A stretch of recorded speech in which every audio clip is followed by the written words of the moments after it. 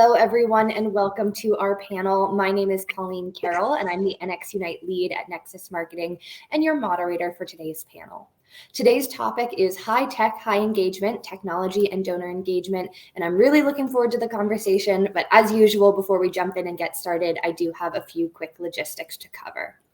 NXUnite is made in partnership with Nexus Marketing and serves as a powerful community resource designed to foster connections and facilitate lasting relationships within the mission-driven sector. On NXUnite, you can find upcoming industry events, suggested influencers to follow, trusted solutions, and cause-driven podcasts. NXUnite also hosts webinars, demos, and of course, panels with experts such as the lovely folks here with me today. Today's hour-long panel will include time both for questions curated by my team and questions from you all, our fantastic audience. So at any time during the panel session, please feel free to start submitting your questions via the questions tab. We're going to spend the second half of the panel addressing as many as we possibly can. The earlier you get your questions in, the more likely we will be able to address them. And also the more likely we'll be able to get through a larger number of questions. So if you've already come into the conversation with a question in mind, please feel free to start submitting it now. If at any point you're having any technical difficulties or have any logistics questions, my team member Anton is under the Team NXUnite username and is ready to assist. So give a little holler in the chat, let us know what's happening, and we'll figure out how to get you back on and enjoying the session as quickly as possible. I did also want to share that this session is being recorded. So if you get to the end and the insight you heard was just so fantastic, you need to hear it a second time right away. The good news is it's going to automatically be in your inbox after we wrap up. Give it 5 minutes or so after we finish, and you'll have access to that recording. It will also continue to be accessible on the NXUnite website in the on-demand panel section. So if you have any friends in the industry who are like, can't believe they missed it, they needed to be there, that session was perfect for them, please feel free to share that same registration page that you used and they'll be able to access the recording. All right, finally, before I introduce today's panelists, I do want to give a big thank you to our audience, whether you are joining us live and letting us know in the chat where you're calling in from, or you're watching the recording a day from now, a week from now, a month from now. Thank you so much for being here. Really hope you enjoy the session and will attend future NXUnite sessions with us. And I also hope that if you are joining us live, you'll submit those questions so we can address the topics most relevant to you and your team. All right, to begin with the introductions, I'd first like to introduce Melissa Smith, who is the Vice President of Marketing and Strategy at DipJar, where she is responsible for building the company's public outreach and brand relationships, including overseeing a growing social presence and sales partnership profile. She worked extensively with nonprofit organizations prior to joining the DipJar team, and through her work, Melissa has gained extensive knowledge of the nonprofit sector, experience that enables her to understand nonprofit organizations and their needs. Glad to have you on another panel, Melissa. Thanks, Colleen. Happy to be here. Also here with us today is Karen Houghton, who is the CEO of Infinite Giving and a nonprofit investment advisor. Karen leverages her deep nonprofit expertise to bring modern cash management to nonprofit organizations all over the U.S. She advocates for organizational sustainability through better financial management, strategic access to curated investment practices, and increased stock, crypto, and DAF giving. Glad to have you, Karen. Hey, Colleen. Good to be here. Also here with us today is Josh Laborde, Associate Vice President at Bentz, Whaley & Flessner. Josh is passionate about applying his diverse operational experience and technical skills at mission-driven organizations. While serving the philanthropy field for nearly a decade, he has seen firsthand the power and potential of people coming together and contributing to delivering on life-impacting and often life-changing missions. Getting to work with people who care so much about making a difference inspires him and his work. Josh brings over 20 years of experience in operations, information, and technology. At BWF, he partners with clients on strategically deploying best practices, process optimization, leveraging data and technology, and maximizing the return on their systems and operations investments. So glad you could be here with us today. Thank you, Colleen, and thank you to the entire NXUnite team for hosting. Happy to be here and happy to be bringing perhaps a different lens from my other panelists. Absolutely. Thank you so much. Also joining us is Nick Black, founder and CEO at Good United. In addition to being a pirate for good, Nick is the co-founder of Good United, raising $1 billion for nonprofits. Good United is the first conversational messaging solution that powers two-way communication between nonprofits and supporters in the supporters' preferred channels, social networks.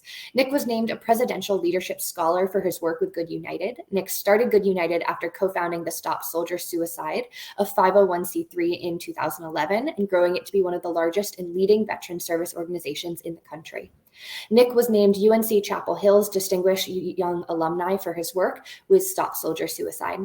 Nick started Stop Soldier Suicide after his experience deploying 27 months to Afghanistan as an Airborne Ranger qualified Army captain, where he was awarded, among others, 2 Bronze Stars and the Army Commendation Medal for Valor. Glad to have you, Nick. Thanks so much. Pleasure to be here. Appreciate it. Finally, here with us today is Neil St. Clair, who's the co-founder and COO at Be Generous, a new venture-backed fintech company, which is revolutionizing how people donate to nonprofits through the advent of the first ever philanthropic credit product.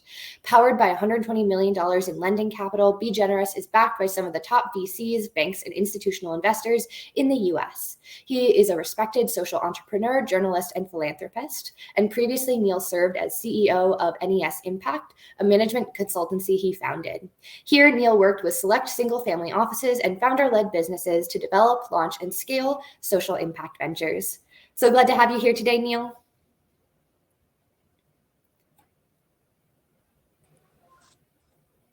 Are you there? Yep. Sorry, I was just trying to get off mute. Thrilled to be here, everybody. Looking forward to a really robust discussion. Apologies for being off camera. I'm having some issues technology-wise, but I assure you I am a real person and not just a chat GPT come to life. But looking forward to gathering with you all here. We believe you. Thank you so much for being here, Neil. All right, it is finally time to jump in and get started. And Melissa, I'm going to have you start us off with our very first question. How can technology transform the way nonprofits engage donors and operate?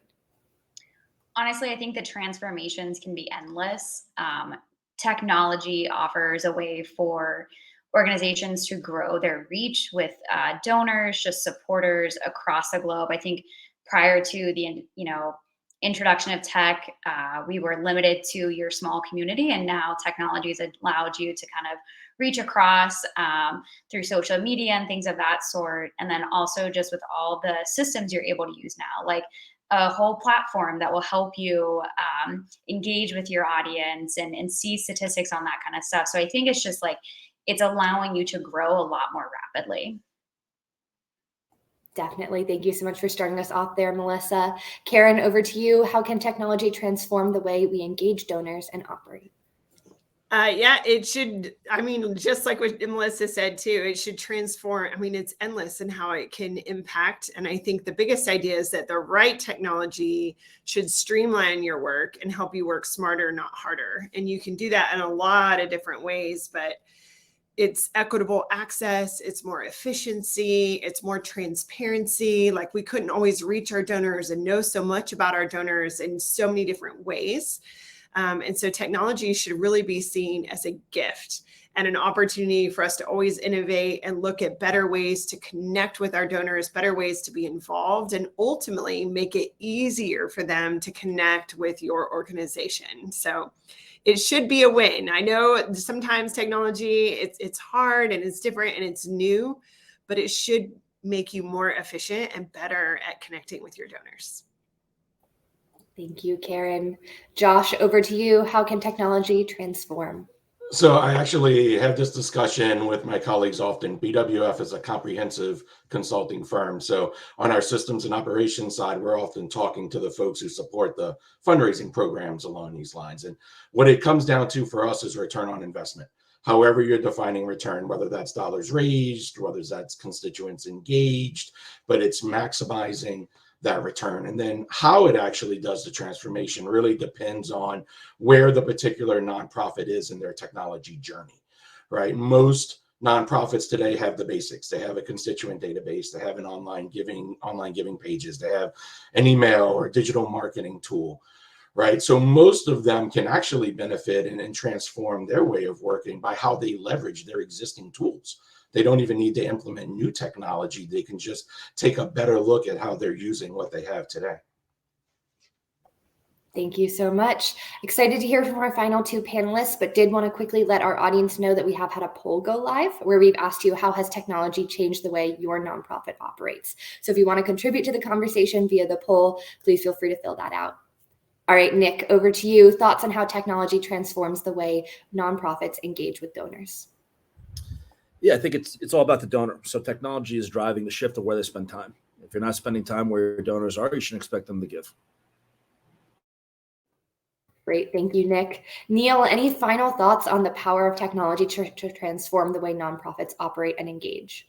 Yeah, so I ran a child sexual abuse prevention nonprofit for several years. So speaking to this both from a platform perspective today at Be Generous and also an operator's perspective in the past. And while everything that all the other panels have said is true and correct and applies to all nonprofits, especially about efficiency and scalability, I think one of the most important things that technology can do can really help us reach the next generation, which I know is a struggle for a lot of nonprofits, right? So whether that's utilizing social media platforms in a hyper efficient way, like TikTok or whatever have you, or a chat GPT, despite my bad joke earlier, to reach out and scale your content and get in conversation with that next gen and meet them where they are, or even identify where they are and be more efficient with your marketing and outreach overall. I think that's the most important thing to creating a sustaining organization that thinks in generations and centuries instead of just years. So that's where I think technology can really be most helpful.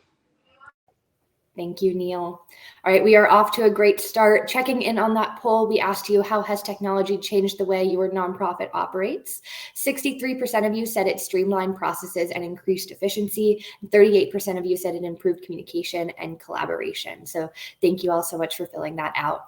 Nick, I'm going to have you start us off with our next question. What are some emerging trends and advancements in technology that have the potential to significantly impact donor engagement and fundraising strategies for nonprofits?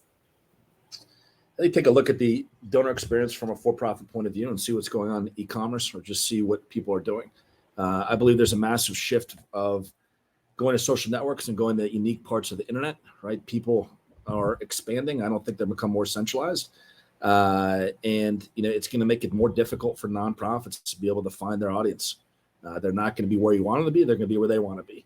But the good news is, and we brought up ChatGPT, there's a lot of great technology out there that's going to make this easier. You just have to roll with it and harness it and don't fight it. Thank you, Nick. Melissa, over to you. What do you see as emerging trends and advancement in technology that has the potential to really impact our nonprofits?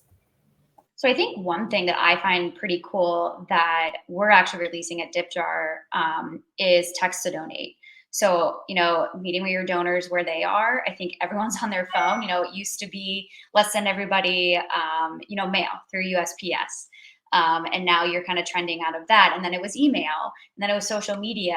And now people are like overwhelmed on there. They're unsubscribing, they're unfollowing, if they're getting too many notifications. And so now we're like, hey, why don't you just text your constituents, shoot them a quick text, let them just respond back and say, hey, yeah, I'll donate to this campaign. This is awesome. So I think it's allowing, it's ever evolving. And I think with tech, as we all know, it moves pretty quickly and it can be really hard to keep up with the trends. But I think what I'm seeing that could be very interesting is a text to donate. I think we're starting to see that a lot more come to play with a lot of the organizations we serve. Thank you, Melissa. Karen, over to you. Emerging trends and advancements in tech. Yeah, on the financial side, because that's what Infinite Giving does, we are seeing a huge push and discussions around asset giving. So yes, cash, right? 90% of nonprofits, 100% of nonprofits are asking for cash, but 90% are not looking at asset giving. And a lot of that reason is it wasn't efficient, right? It's like, to open a brokerage account, what kind of investment advisor wants to hold an open brokerage account? And then there's still all this manual kind of processing to receive these. And so when you have 90% of nonprofits not even have a brokerage account, they're limiting themselves in giving. So being able to really have technology like our platform, it's like stocks, crypto, donor advised funds, endowment gifts, cash, then all Cash App, ACH, any payment method, right? But now also looking at adding asset giving is a very trending topic, because we know with all the data that we have and the transparency that we have is that those gifts are bigger gifts, right? A stock gift is going to average $8,000. An average online cash gift is $128. Yet only the larger organizations have really had equitable access to really easily receive. And when I say easily receive stocks, it's still been a very manual process. So technology has been able to come alongside and say, hey, you may not have been able to do that, but now somebody like Infinite Giving, we can open a brokerage account for a nonprofit in 15 minutes, right? All of a sudden it becomes more accessible. And then it's like, well, but there's still all this back and forth. Well, technology solved that too. Real-time donor transparency, liquidate automatically, put it into your bank account.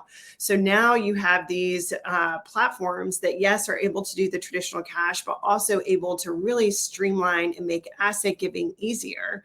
Even like crypto, right? Most nonprofits are terrified of crypto, right? We're investment advisors. We get it. There's a lot of compliance around that. But the reality is $330 million was given in crypto to philanthropy last year. So is it an outlier? Yes. Does somebody in your community probably hold crypto? Yes. Has Fidelity Charitable done surveys that show that the crypto holding community is more philanthropic than the average population? Yes. But then it's like, how do we do that? And that's confusing. And so using technology and finding partners who can understand that is really opening up all these pathways that will ideally even help the small to mid-sized nonprofit organizations bring in some of these higher capacity giving donors who want to give in assets and understand the tax benefits from giving in that way. Thank you, Karen. Neil, any thoughts on emerging trends and advancements in tech that have the potential to impact donor engagement and fundraising strategies for nonprofits? Yeah, so I think, aside from some of the things that are going to allow for content scalability, we've mentioned ChatGPT several times and things like that. I do think that, I'll speak to the lens of my own profession and background.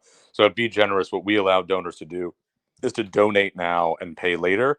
And we also do ARR factoring for nonprofits. So what we're doing with that is we're buying up on a discount cash flow from nonprofits to advance cash to them. Why are those two things more important now than ever? And how is technology playing a role? Well, very simply, the world has gotten more expensive than ever before. There's no doubt of that. So when we look back historically, real wages have increased over the last 40 years, 4%. Inflation adjusted consumer price index, and that's not even counting big things like colleges or the purchase of a home. This is like your consumer durables, have gone up 400% in America. That is a massive difference for, say, a Gen Z or millennial who now wants to donate, and most of them consider themselves philanthropists, but now just don't have the pocket change to do it.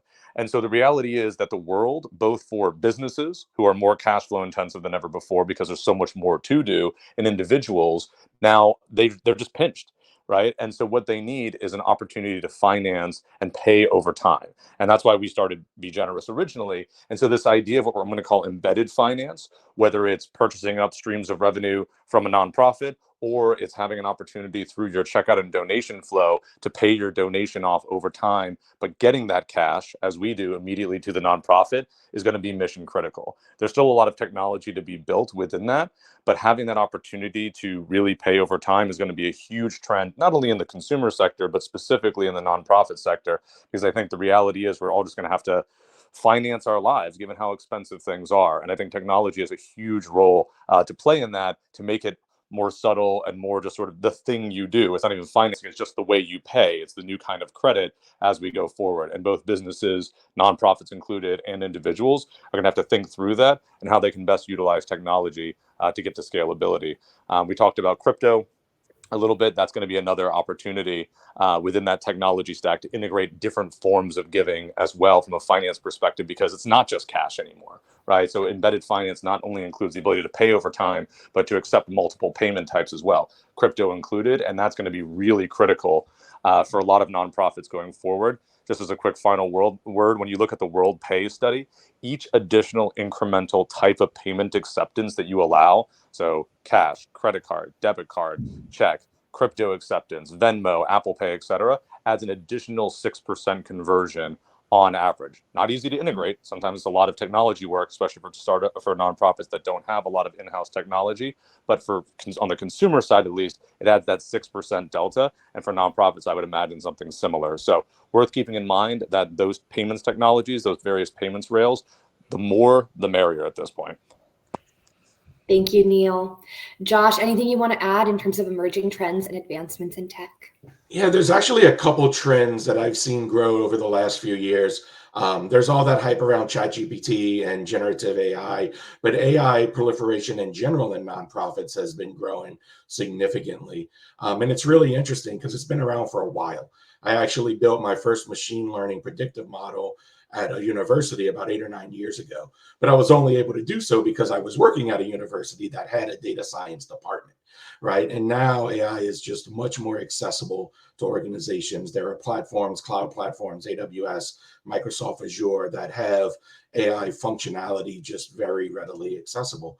And the other trend that's happening is really organizations customizing their interactions with their donors. So I'm seeing a lot of time being spent on developing and understanding their donor personas and their different donor segments, and really personalizing not just their outreach strategies, right? Like not just their delivery channels. Melissa mentioned text to give, things along those lines, but the specific content and the frequency of outreach, and really customizing that based on their different donor segments. And if you take those two trends together and you look at the ability to apply AI to the personalization of the donor interactions at scale, those two I can see really shaping donor engagement for decades. Thank you so much, Josh. All right, moving on to our next question. Neil, I'm going to have you start us off. What are some innovative uses of technology in the nonprofit sector that have proven to be effective? Setting aside sort of be generous and what we've done, which has been highly effective.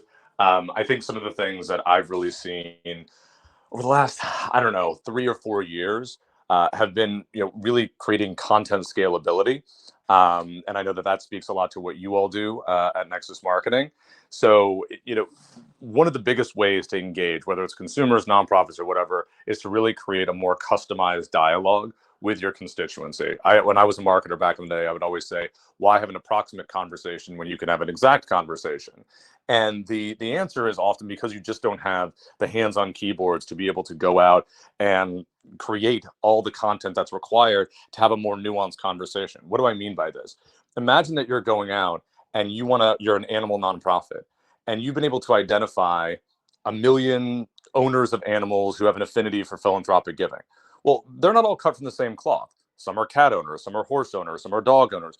There's a differentiation within each of those. And so the ability, and again, I don't mean to keep using ChatGPT, but using AI and other content scalability tools, not just for creation, but also for distribution, for creation of video content, for creation of written content, for creation of audio content, and create this multiplicity so that you get really a one-to-many model. And so now you're creating sort of one base form of content, but now scaling that out across multiple platforms at the push of a button with many, many variations customized to an individual who now says, hey, Jody, I see that you're a Shih Tzu owner. We happen to have 1,000 Shih Tzus here at our facility that are in need of desperate care. We'd love for you to make a donation. That's a much better conversation than just saying, hey, Jody, we think you like animals. Would you help us out? Right. And that's going to create a much higher ROI. And so technology really, from a content scalability, customization, and distribution standpoint, I think has been a game changer for nonprofits that have used it well. But that's a very narrow bandwidth right now. And I think that's the main area where a lot of nonprofits need to continue to make investment and need to continue to improve. Thank you, Neil. Josh, back over to you. Any thoughts on innovative uses for technology in the nonprofit sector? Yeah, the word innovative, right, generally refers to something new or original. But where I see a lot of technology being proven most effective is when the nonprofits are taking technology that is already proven in the for-profit space. For example, BWF CEO Josh Burkholz is a pioneer in analytics. He wrote the first book on advanced analytics and fundraising 20 years ago. But he often talks about the credit score and how it was a real good example of a predictive model, and how you could just take various known data points, use an automated algorithm, and estimate someone's credit worthiness and efficiently predict how likely they are to pay back debt. And what he highlights is how this pretty much is the same use case for prospect research and prospect identification, where automated algorithms are tweaked to very efficiently predict how likely someone is to give to a nonprofit, or more specifically, make a major gift or an estate gift or a recurring gift or what have you, right? And now with AI being so accessible, as I talked about before, we can mostly automate the development of the automated algorithms. So it's really amazing. Another example is virtual events. Virtual events became popular in the for-profit space back in the reception, around 15 years ago. But it wasn't until the pandemic hit that nonprofits really were forced to embrace them. And now they're a significant part of a lot of nonprofit strategy. So I really do see a lot of technology innovation happening in the nonprofit space simply by the adoption of proven technology from the for-profit world. Thank you so much, Josh. Nick, over to you. Any innovative uses of technology that you particularly want to highlight? Yeah, I think in regards to ads, there's a lot of really interesting things from the social platforms, being able to leverage their own algorithms, where you don't need to create the audiences, you don't need to create, dive into all those different pieces, but set it for, let the algorithm take over on Facebook ads. You can let it find your target audience, and you can back out of that who people are that resonate with. So I think there's a lot of really interesting technology happening within these ads platforms that's going to make things easier and make being able to find a net new audience, your core audience, that much more effective and seamless. Thank you, Nick. Melissa, over to you. Any innovative uses of technology you want to highlight? I just kind of want to reiterate, I think what Josh said was like super important is innovative tech can sound super scary, especially to the nonprofit world who is like probably so overwhelmed with so many things at all times. It doesn't have to be the best and newest technology for you to be innovative with it. So I think if you can just take a look at the tech you have, if you're like, I am overwhelmed, I can't bring anything else new, take a look at the tech that you're already using and see if there's better ways for you to implement it. So your donor CRM, like looking at that data, like can you create different user groups and send different types of campaigns to different people so that it's just like you're resonating with your donor a little bit better, like making sure your events are getting in front of the right person, like throwing an event at a brewery may not be with the same audience as like your annual gala. So I think there's innovative use of tech you already have. And I think that's super important to kind of keep it like a lot less stressful for the nonprofits. I like the idea of less stressful. Thank you so much, Melissa. Karen, any final thoughts on how we can use technology with an idea for innovation in the nonprofit space? Yeah, I love the practicality of what Melissa just said too, because there's a lot of buzzwords flying in the conversation today, and it's a lot of people just love that, and others may be like, what does this mean for me? So if I'm going to go the really practical route to add to what everyone's saying is just to go back to something like stock giving. So it was like, hey, what innovative technology has proven successful? So Dr. Russell James did a study of over 1 million nonprofit tax returns. And in that study, he found that organizations who asked for stocks in addition to cash raised 55% more over a 5-year period of time. Right. And so you're looking at this data and you're like, that's not overnight success, but that's also like, hey, all we have to do is provide multiple ways of giving. Neil said that, right? And each one you add, it's like an additional 6% conversion, right? I think that's what you said, Neil. But you're looking at how do we add these avenues? Because sometimes you hear like the chicken and egg problem with anything innovative, right? It's like, oh, well, I don't need to do stocks because no one's asked me about giving me stocks. And you're like, okay, but could they not be volunteering or inquiring about giving you a stock gift because you're not able to receive it and you're not asking for it? Just like with donor advised funds, there's $1.4 billion of money sitting in donor advised funds, really marked for charitable giving, yet there's not a lot of incentive to buy that down in any kind of time period. So then again, like you go back to your strategy and it's the question of, are you asking for donor advised fund grants? Are you asking for stock gifts? And then finding the technology platform that makes all of these different types of giving really easy. So it's not one more thing on your to-do list. It's, oh, I can have this one thing that will just automate all of this for me. And you're having a lot of data that says, hey, over time, this is going to bring in more money for you. So it's worth that investment in a really practical, meaningful way for your organization. Thank you so much, Karen. Very quickly, we have had a second poll go live. We've asked you what challenges has your nonprofit faced when it comes to adopting new tech. So if you want to fill that out right now, this is the moment. Do also want to give a reminder to our audience that if you have any questions for our group of panelists, now is a great time to submit them. I am happy to ask my questions all day. I'm getting all the answers I wanted, but if there's something on your mind that we have yet to address, please feel free to submit that question. Checking in very quickly on that poll, feel free to keep voting, but I will say it seems like we're across the board. We've asked what challenges has your nonprofit faced. We're pretty much even split with limited budget and financial resources, lack of technological expertise and IT support, integration and compatibility issues, and resistance to change from staff and stakeholders. So we're, as I said, across the board with this. There's not one specific problem, but many little problems that we have. So thank you all for filling that out.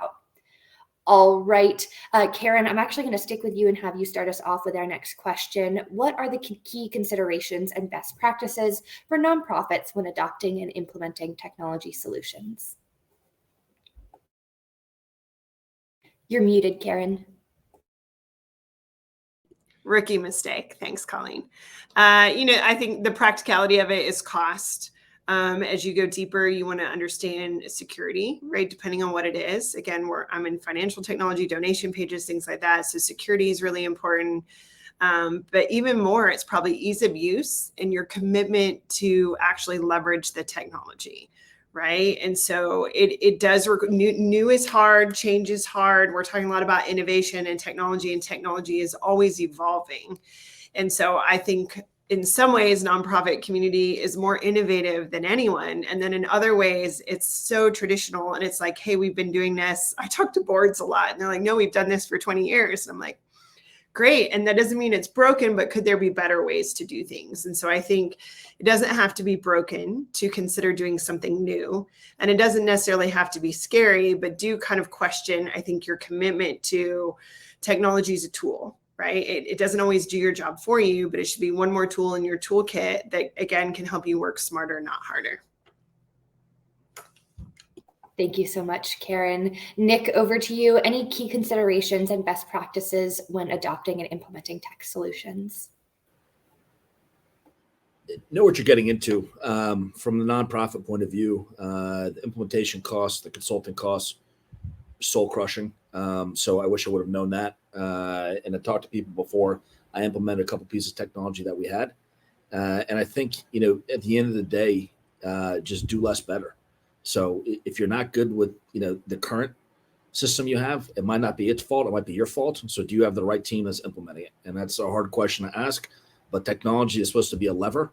So, ask yourself the hard question, do you have the right team manipulating this, or do you need to find people that can leverage the technology the right way? Thank you, Nick. Neil, over to you. What are your thoughts on how we can make sure we're adopting and implementing technology effectively? Oh, did we just lose Neil?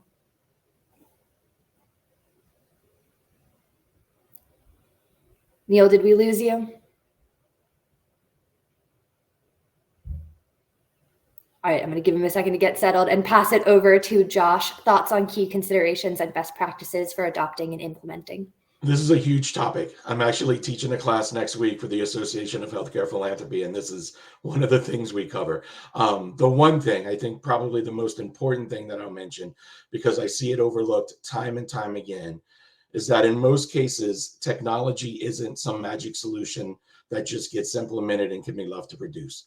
The costs to implement are high, but you have to look at the total picture, and you have to almost always think about how that technology solution fits into your overall strategy, fits in with your organizational priorities, and how your operations and what other investments are going to have to be made around the technology. I mean, that can be staff training or hiring. It can be bringing in expert consulting. It can be even pairing additional technology solutions together to create more of an ecosystem to really get the best out of it. But there's a lot to do. And to maximize that investment in a technology solution, you really have to have a holistic plan on how best to deploy it. Yeah, sorry, guys. I think I'm back now. But yeah, I would echo a lot of what the other panelists have said here, which is all about sort of an ROI calculation when you get down to it. It's about the time and the money that you're going to invest in it and is going to yield results. And you really have to do that calculation sometimes on a multi-year basis. And I think that can be difficult for nonprofits who are thinking, a quarter over quarter, what's that annual report going to look like at the end of the year? But it is mission critical that you think longer term. and what that ROI might look like. Otherwise, you're going to see others that are with that long-term thinking passing you by, right? And I think we've seen that really acutely with some of the recent integrations related to crypto. Some of the bigger nonprofits and some of the more innovative, smaller ones were able to utilize that and move very quickly with crypto and saw massive upside as a result of that. And so you have to be very nimble, but at the same time have that long-term ROI. If your average constituent is 65 years old, probably don't need to be utilizing crypto, right? But if you have a smaller, younger audience that you're looking to engage a little bit more, do that ROI calculation and figure out what that looks like from an organizational sustainability perspective. So I think those are always the challenges. And then just honestly making sure that you have enough, hands on keyboard. I think I see so many folks that get excited about a new piece of technology. They get it, they purchase it. And even if it's free, then they don't use it because they just don't have the internal staff to ultimately service and evangelize that technology in a meaningful way that's useful for both internal and external constituents. So, don't get shiny bauble syndrome. Make sure that, if you're gonna get it, that you're actually going to utilize it. Thank you so much, Neil. Melissa, over to you. When we're thinking about implementing, what do we need to consider? I liked a lot what Josh and Karen both said. Specifically, Josh, when you talked about the fact that you need to have a holistic plan. And I think that is so, so true. Like it's, as I said before, overwhelming how much is out there. And so choose wisely and also don't feel like you have to pick everything and implement it all at once. I think the best step is to say, hey, okay, this is holistically what we want to do over the next year or 2 years and put it into your plan. And then start with, okay, what's the first thing that we want to implement? Is it a new platform? Is it a new online fundraising? Is it DipJar to accept credit card donations at events? Or one of these other panelist platforms? Is that what you're thinking about? Make a plan for it, get your whole team on board, identify who needs to be in place to kind of help with the management of it. Let that get going and start seeing some action with it, and then start adding in some of the other things you want. I think it's very easy to think that the tech is just going to solve all your problems just because you got it. That's not always the case. It often takes some effort to it. So making sure you kind of pre-plan how you're going to use it and how long, like what is success to you? Like if I implement this platform, like what do I expect to see in 3 months? Give yourself some benchmarks so you can kind of look back as you keep going and say, okay, we're meeting it sort of kind of, but we need to improve here. So you want to set yourself goals so you can then kind of track your own progress with it too. Thank you so much, Melissa. All right, I'm going to move over into the audience questions. We had some come in with registration, and then I'm also going to take some information that you all gave me with the polls. But again, if you do have a question, please do submit it now. Melissa, I'm actually going to stick with you. In our poll, we asked what challenges has your nonprofit faced when it comes to tech, and a number of people indicated that resistance to change from staff and stakeholders is a really big issue. And I know you were kind of touching on that in your last answer. Any advice for people who are struggling with that when they have technology that they're really excited about, think could be a great fit, but are having a hard time getting it through with everyone? Totally. I've been in those shoes. When I worked in the nonprofit world, I think it's one of those like changing of the guards things that happen so often. I think the best thing that you can do when you're meeting resistance is to show how prepared you are to implement this. So everything we've all kind of talked about, like creating that plan and laying out, like if it's something that's costly, like say how you expect to, get that return on investment. Is it through because this platform is now going to increase your online donations, or is it that it's just going to grow your audience and then you can like activate that audience to become donors? Like if you can come up with a full plan that you can take to them, it's a little bit of like, then they can hold you accountable to it. And you could even say like, hey, if this doesn't work out and we're not meeting all these goals that we set out with this plan, like maybe then we can reevaluate. But I think it's so important to always drill home, like you got to try something new. Like your donors and the audience and the world is ever evolving. Your nonprofit is going to get really far left behind if you really don't want to change. And I know it's hard to have that conversation, but you just got to kind of say like, hey, everyone else is changing. If you want to need to point to like other nonprofits that are in your community that have adopted it, that might be super helpful too, because then they can see like a tangible result with whatever you're asking them to change. Thank you so much, Melissa. Neil, over to you. Do you have anything else you'd like to add in terms of when we need buy-in from a team to convince them that technology actually is a good innovation to pursue?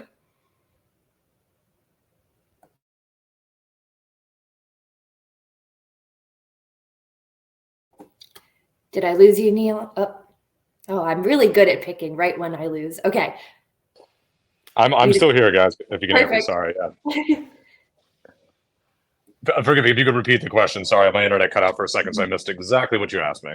No problem at all. I was asking if there's anything you wanted to add in terms of getting team buy-in on a new piece of technology. Yeah, it's really a challenging question, and we even see this in sort of the tech startup world. Getting buy-in and evangelism can be difficult, and in the nonprofit world, especially when you have folks who are either a little older or non-technologists that just aren't looking to implement new things, I think it can present a double challenge. I think Melissa hit some really good points, which is you have to show the ROI, you have to show that it works. You've got to create a little bit of that FOMO, like, hey, our competitors are doing this. If we really believe in our mission as the best one, and let's not kid ourselves, there is a scarcity mindset in nonprofits. We're all very nice people, but at the end of the day, we still believe that our mission is the best one. There's a native selfishness that is productive in this regard. I think also creating a really clear glide path with trainings and a real clear way that people start to understand the technology piece by piece, and not just like, hey, here's a manual, or hey, we're using this thing now, go figure it out. That can be overwhelming when you're drinking from a fire hose. So doing small incremental trainings, that's a great way to get long-term adoption, because even taking on a system like a HubSpot or some type of a CRM or marketing platform, there's so much in there. And if you're not familiar with that, or you're familiar with a completely different system, it can create that sort of a paralysis that can be completely unproductive. So creating a meaningful glide path over time to get folks to ultimately adopt and engage, I have found has been really, really helpful. But it takes some time. You need a real project manager or project planner to put all of that together. Thank you so much, Neil. Nick, new question for you. We had a question in registration where someone expressed kind of concern over the risks of new technology and wanting to avoid any mistakes. Any advice for someone who is looking to implement technology but is a little bit nervous about what it might entail? Yeah, you will make mistakes, so just embrace that. If you're not gonna, then that's the first one. It just keep it simple, build a business plan, try to figure out how to give constituents internal value. It's amazing to me how siloed we get as nonprofits, where you might be creating leads and then your partner on the other side of the fence might be needing leads, and we just don't communicate. But keep it as simple as possible and embrace the failure, because it will happen. Thank you so much, Nick. Josh, same question over for you. Any advice for those nervous about making mistakes or identifying risk? Yeah, with the rate of change in technology today, it's bound to happen, like Nick said. What I would say is just be very thoughtful about what you're trying to accomplish, right? What are your actual objectives, so that you can make sure that you're putting the investment towards tools that are going to move you towards accomplishing those objectives. But just very thoughtful, not just adopting technology for the sake of technology, not because you're just hearing that others are doing it, but what really makes sense for the next step in your organization's journey. Thank you, Josh. Karen, I'm going to ask the same thing to you as well. Any advice for those worried about making mistakes with technology?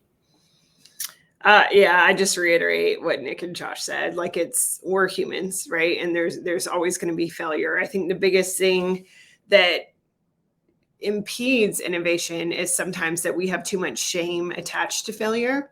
And I feel like if we just embrace it in a way where it's like, hey, we tried something new. Did it work? Did it not work? Okay, what did we learn from that? How do we apply it to our next thing? Just like as people, I think can be really powerful. And then for organizations, the more thoughtful approach that you have and the intentionality you have in making that decision kind of helps you hedge your bets, right? And I know we've talked a lot about, implementation costs. There's a lot of tech platforms that don't charge implementation costs, or it's moving from a scarcity mindset to abundance mindset. If you're going to do new technology and you're still trying to figure out how you're going to make payroll in the next 6 months, maybe now's not the time, right? You've got to try to get to a place where you can think longer term and have a really thoughtful strategy in that. And if you're still unsure, then check that emotion, right? So much of our decisions are often triggered by emotions, and often it's fear of failure, fear of lots of different things, fear of something new, the unknown. And so whenever emotion starts to take over decisions, which happens a lot in finances, right?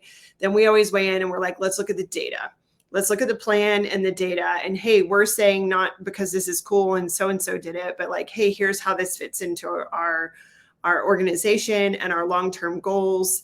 And then it becomes, the risk just gets mitigated to where it's like, why would you not want to do that? And we get that a lot with our clients. It's like, oh, once they get there, like, well, why would I not do this? And I'm like, I don't know. Like, you tell me, and then sometimes it gets all the way up to the board, and the nonprofit teams are like stuck at the boards, right? So just to get in there a little bit, board terms are really helpful because sometimes you can get really, really stuck, and that's hard. They're volunteers, they're really important, they're wise.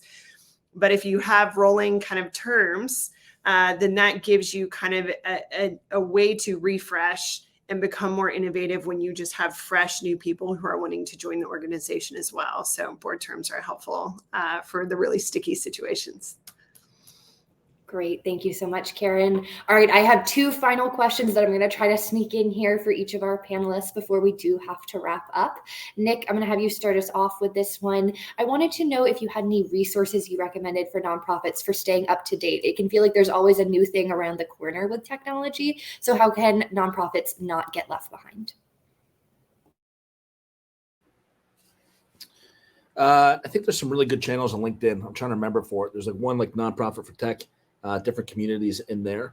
I also think that you should leverage your board member advisors. Get someone on your board that is plugged into technology, plugged into marketing automation, whatever that might be, and just leverage them to be able to start feeding what's happening in the market and what that could apply to the nonprofit world. Thank you so much, Nick. Karen, over to you. Any resources for keeping an eye on what's happening in the nonprofit tech space? There's so many good email lists, groups on LinkedIn. So I would find kind of wherever your particular interest is and do that. If you're looking for general kind of subject matter expertise on the finance side of things, we have a whole section on our website, infiniteGiving.com. If you go under resources, it's called Ultimate Guides. And they're not promo pieces for us. It's literally like this really long form, like, hey, what do I need to know about like cash reserve management? What are the tax things and why are stocks important and what is this and how would I even do it? And we break it down. And so I think that a lot of people in the ecosystem who are here because they want to help nonprofits, right? And so the idea of free educational resources are plentiful. And so finding kind of where that niche is and then plugging in, those guides are out there, like for us or anywhere else, wherever you're needing more education, it shouldn't be too hard to find. Thank you so much, Karen. Melissa, over to you. Any resources you want to highlight? NXUnite. Not to be cheesy, but honestly, there are so many platforms like NXUnite where probably you found, this webinar. They have so many good resources. Another good option is checking out the blogs of the platforms that you're using. Like Karen said, they have one. A lot of the platforms that you use, your CRM might have a good blog, and it's not only might give you some good ideas about how to better utilize it, they're also generally just like general posts about nonprofit work and fundraising and how to do events, things like that. And then try and look in like your local community. Facebook has been great. Like I know I work with a couple animal rescue groups, and I'm in like a Facebook group that's like the Pittsburgh Rescue Groups. And it's nice to just kind of share ideas. So like I would bet that there's like some like-minded people in your area that you could either meet up with in person or just virtually have like that think tank session when you're having problems with something. Looking to people in your field is a great option. Thank you, Melissa. Josh, over to you. Any resources? Absolutely. So I am going to drop in the chat the URL to a couple of industry organizations. So the Nonprofit Technology Network is a good organization. The Organization for Advancement Services Professionals, it's a really good organization. And these are organizations where the people who are doing technology and nonprofits come together, and that they share ideas, they stay on top of things. I know AESP, that second one, is having their summit in a couple months in Chicago. I think N10 had theirs a month or two ago. I think membership costs are really low. I think N10's maybe $50 or $100 for membership. Advancement Services maybe a little bit more. But if you have someone at your organization who's managing your donor database or overseeing your technology, they really should be looking to plug in.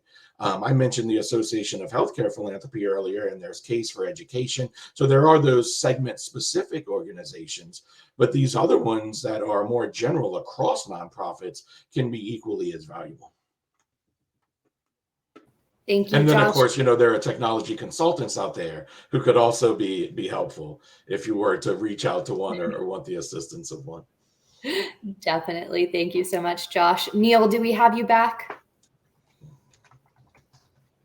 Seems like no, but we'll have you jump in if we do get you back. All right, I have my one final question. I do recognize that we did not have any audience questions submitted, but I firmly believe that you probably have some questions inside your head. So if you have any questions that you want to ask this set of panelists, we are going to put out a survey in the chat in just a moment from the Team NXUnite username, where you can let us know if there's a particular panelist you want to be put in touch with so you can get your questions answered, as well as there's a spot to just give general feedback on your experience with NXUnite. So keep your eye out in the chat for that. And then I'll move to my final question. And Josh, I'm actually going to stick with you and have you start us off.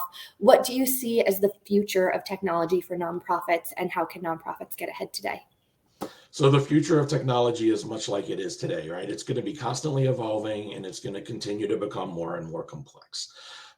The best chance that nonprofits, or any organization for that matter, have of keeping up, much less getting ahead of it, is to have dedicated technology professionals. I know that's tough, especially for small nonprofits. And what I mean by dedicated technology professionals are folks that have a combination of technical and domain-specific abilities, right? You have to have someone that can wear a CIO type hat. I'm actually an engineer by nature and education. I'm sure some of the verbiage I use today is fairly technical, but I also have my CFRE. So I often say that I have never been a frontline fundraiser. I'm not a fundraiser, but I speak fundraising. And I believe that combination really allows me to help my clients navigate the technology space and basically try and keep up, because it is changing and evolving just so quickly. So that would be kind of what I would say. I just think it's vitally important to have someone in your organization, preferably a senior leader, who's not only tech savvy, but can effectively navigate that technical landscape with the lens of the organization's priority and strategy. Thank you so much, Josh. Melissa, over to you. Thoughts on the future and how we can get ahead? All those resources we all talked about, keep an eye on them. It's a great way to kind of stay in tuned in the world and what's available to you as a nonprofit. And then it goes back to everything we've talked about before. It just kind of, what is manageable for your team? I think we're going to see still continued increase in social media, email communication, text, and, maybe Chat GPT starts entering the nonprofit world a little bit more and things of that sort. So, but I think to keep in mind, don't get overwhelmed by the future, and try and make it manageable for yourself. Pick a few things, 1 or 2 things for a year that sounds super interesting to you. Give them a little bit of time to work, and then kind of just keep looking and building to the next one. Thank you, Melissa. Karen, love to hear your thoughts on the future and how we can get ahead today. Yeah, technology is not going away, right? And so when you look at even the basics of the importance of your website, the importance of a really good online presence, the importance of when you hit that donate button, a PayPal link doesn't necessarily cut it anymore, right? It's how can you move forward in those ways? When you look at online giving, right, 10 years ago wasn't really a conversation, maybe just beginning. And then the data shows that even in the last 3 years, we've seen online giving grow by 45%. So then imagine the next 3 to 5 years or 10 years. And to Melissa's point, it moving mobile. Through our platform, we see 70% of donations being made via mobile devices. So when you look at, can your donate button be texted really easily, right? And how many ways of giving do you have? I think making sure that you're remembering this rising generation that's coming and their savviness with technology and how your digital footprint can make an early impact. Everything you do reduces friction and allows donors to more easily connect with your organization, which helps you to do your mission, right? So that's really important. Absolutely. Thank you so much, Karen. Nick, over to you. Thoughts on the future and how we can get ahead? Yeah, in the dumbest sense, find an e-commerce company that represents your constituents and do whatever they do. So if they're interacting with people to buy shirts in Messenger, you should do that too, right? So like we all have an expectation. We all are part of the economy. We do things as a nonprofit. We need to be part as well. And we need to follow, right, what people are doing and where the money is. Thank you so much, Nick. All right, Neil, do we have you here? All right. I think we've lost him. But with that, we have reached the end of our panel. I want to give a huge thank you to our group of panelists for being here with us today. I know in an in-person setting, there would be a round of applause. So just know I'm sharing that emotionally with you today, even if we're not all in a room together.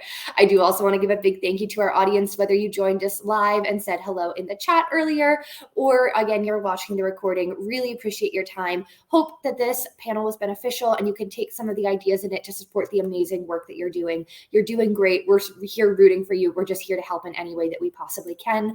As I mentioned, if you have any lingering questions for some of our panelists, please let us know via the survey that we sent out via the chat so that we can make sure to connect you with the right people. But otherwise, that is it for me. Again, a huge thank you to our panelists, and I hope you all have a nice rest of your day. Bye, everyone.